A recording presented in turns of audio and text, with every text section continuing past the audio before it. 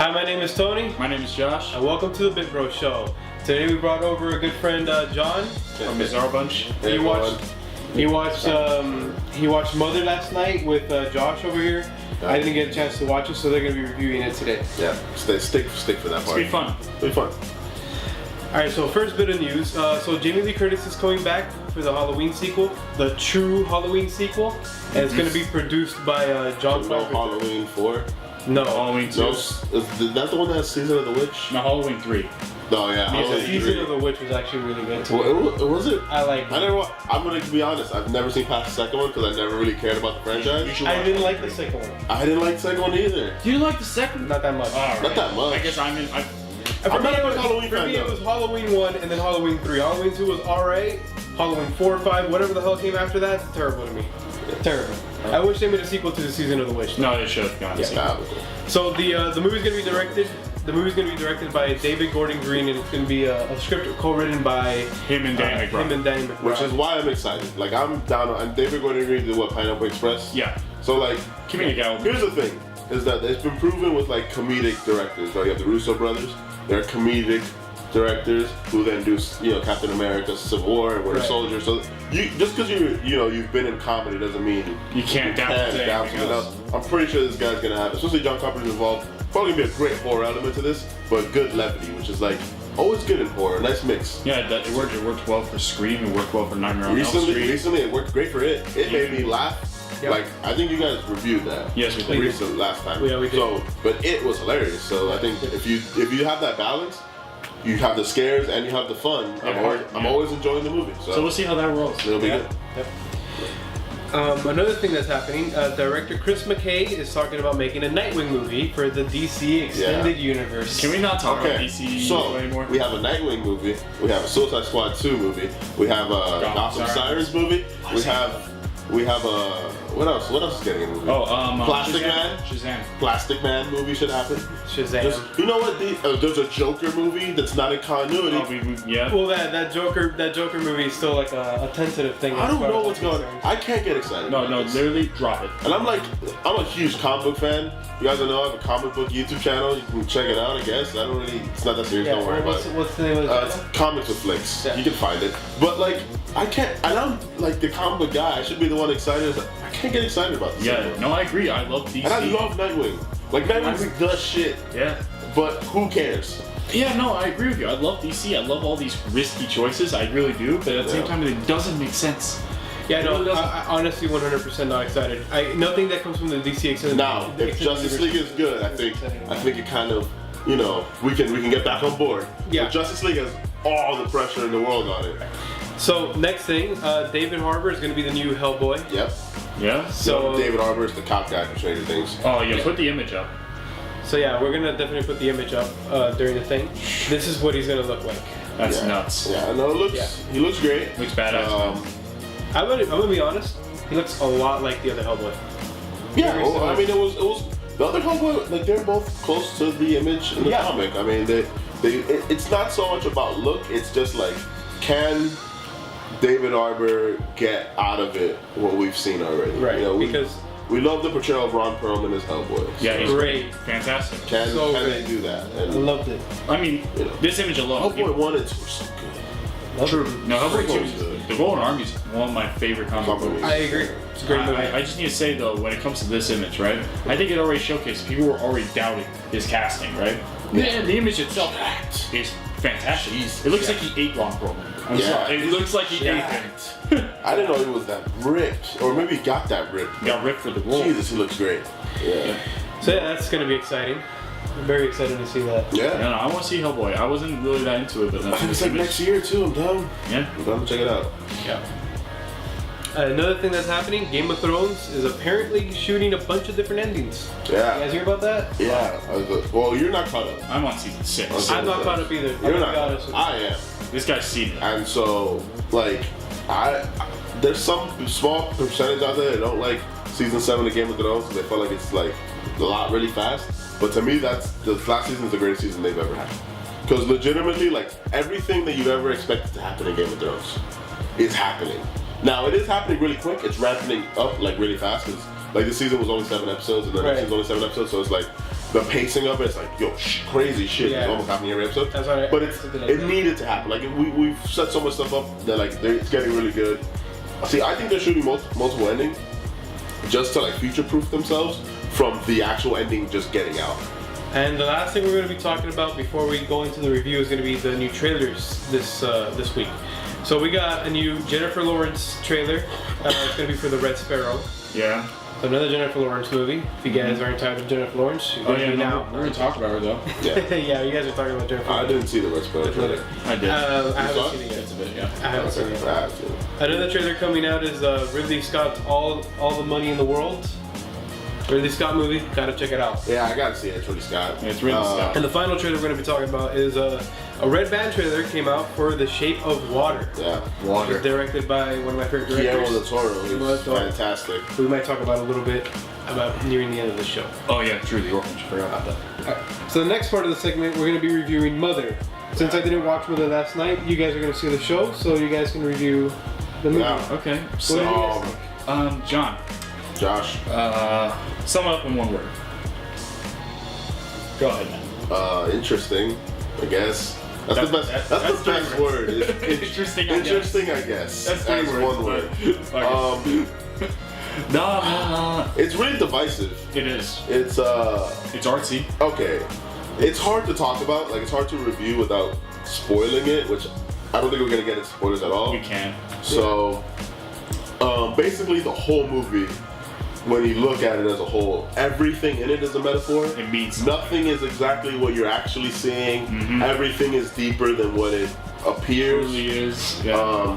Which in and of itself is handled well. Like it's shot well. It's Yeah. technically it is a well-made film in all the technical aspects. No, I It think- has good sound. It has good music. It has good acting. Has good cinematography. Good effects. Yeah. No, it gets Where crazy. Yeah. where it lacks is pacing, but we talked about that. Yeah. It's a spoiler thing. Can't but tell you. I feel like the pacing, the reason why it's paced like that, I'll tell you, is for a reason. It's a metaphor. It's a metaphor. It's the story is as a movie is fucking insane. It doesn't make. but It makes- shouldn't add up, but it it makes makes sense as the metaphor. I think we So, got upset as we kept diving more into it. Yeah, Like, we didn't enjoy it too much. No. As a film, I didn't enjoy it too much. But I know people will like it. But No, it's one of those movies that, like, if you think, It just came out. The Mother trailer played before it. That's how we, like, knew it was coming. That's exactly like, yeah, when we were watching Yeah. it, I saw the trailer. Mother I was trailer. Like, I was like, I that? want to see that movie. Yeah. Javier Bardem, what? I got to see that. Yeah. Javier Bardem, Jennifer Lawrence, whatever. And it's playing for a horror movie and it looks like a horror trailer. It's not a horror movie. Don't watch it if you're expecting If horror. you're expecting just a horror, That's what my dad if you're was expecting creepy imagery and like if you're expecting like a Black Swan type movie, it's like that, but not exactly. Like it's more so like it's just a big metaphor. Like I can't really tell you everything. But It has some disturbing ass imagery. it does Near the toward end. the end. I almost walked out. If you understand what it means, I feel like you don't have to watch the ending if it like really goes against your sensibilities. But stay for the ending because it may help you get it, even more. But Anyway, so yeah, would you recommend it for everyone or no? this is a movie that like, okay, if you are a film student that's super into like metaphorical type storytelling and cinematography, if you're a huge fan of like movies like Eyes Wide Shut or Requiem for a Dream, you really Yeah, enjoy that exactly. one. Or his older works. Or Darren Aronofsky's older works, or Kubrick's work, or I think if you're a fan of that type of thing, you'll like it. You'll get For something me, out of it. I'm a fan of that type of work. The Same. only reason I didn't like this movie was Hammer did. beats you over the head a little bit. Like it's really heavy-handed. Like you get it. It's so frustrating. Like I get it, and what it's saying makes sense, but it's just so pessimistic and so pretentious that it's frustrating. It is frustrating. All right, so for the final part of the segment, we're going to talk about The Orphanage. Now, The Orphanage is a movie that last week we spoke about. We said, we told you guys, you guys should check it out if you guys watched it. So, Josh, do you remember The Orphanage? Well, I remember it kind of well. I remember it was more of like a mystery film where it was like this woman trying to there was ghosts and Yeah, no, you explain better than I can. So basically, the movie starts off, and this is what I love about the movie. The movie starts off with this whole like, oh, my son is missing thing, and it's like, I think that the mother is like convinced that the child has left with his imaginary friends, because they do this whole setup. There you go. Yeah. They do this whole setup where he has imaginary friends, and they're like ghosts that live in that house that used to be an orphanage, and so the whole setup is, you know, this kid has imaginary friends, and he left with them, and she's trying to figure out, you know, where her son is, and everybody's trying to tell her, your son is gone, your son is dead, your son is gone. And I'm going full spoiler territory here because you are? Okay. Yeah, because we're going full spoiler territory because this is for people who have watched the movie. Yeah, the movie. So if you guys watch the movie, or you guys don't care about watching the movie, you just want to hear what we have to say, you know, this is for you guys. So as it turns out, you know, she gets actually the daughter of Charlie Chaplin. I don't know if you guys know the daughter. The daughter of Charlie Chaplin's in this movie. I forget her name. Wow. I wish I knew her name. I don't remember her name. She's in the movie, and she's a ghost hunter, and she gets her crew in, and she starts to like look throughout the house for like ghosts and stuff, and they find something very disturbing. They find like all the kids are suffering and developing poisons and stuff. And as it turns out, that old lady that got hit by a truck had poisoned all the children in the past and burned the bodies. Yeah. Okay. Wow. And it's very sad, you know, because it's like this whole thing about like, it's like, what happened to these children? What happened to these children? And as it turns out at the end, it's like brutal deaths. They all had brutal deaths. They couldn't like live their lives, you know, and it's extremely sad. But what makes it really sad, and this is like, this is the point of the movie that you're going to really cry. Now, her son is obsessed with Peter Pan. So they do there's a lot of little like Peter Pan things in the movie, especially the ending though. And so, as it turns out, and John, this is a very, very spoiler. Yeah. This is really like, it flips. So as it turns out, there's no ghosts. The daughter of Charlie Chaplin, I wish I remember the character's name, explains that when all the ghost stories and stuff, they're actually like memories that stay in a place, and that those children aren't actually there. She starts seeing the children later on in the movie, like nearing the end, because she's hallucinating. That's what I was trying to remember. Yeah, she's hallucinating. There's no ghost children. There's none. There's none. Okay. And as it turns out, she goes into the attic and she finally finds her son. Yeah. And her son is dead. Yeah, her son had died. She accidentally, in her rush of looking for her son, she accidentally locked her son inside the basement, which is a secret door. Yeah. And the son broke the stairs and fell through, broke his neck, and died. Some of the noises she heard, those noises that she was hearing, was him. Was him trying to get out. Yeah. Very, very sad ending. It's fucking heartbreaking. So if you guys watched The Orphanage, please leave a comment down below. Let us know what you think about the movie, if you liked it, if you didn't like it, what you think could have been better, what you think could have was done well. You know, we'd love to hear what you guys have to say. Alright, if you guys enjoyed the video, please leave a like and subscribe. And always leave a comment down below. We'd love to hear what you have to say. You can find us at social media. We both have Twitter, and we have a Twitter thing for this channel as well.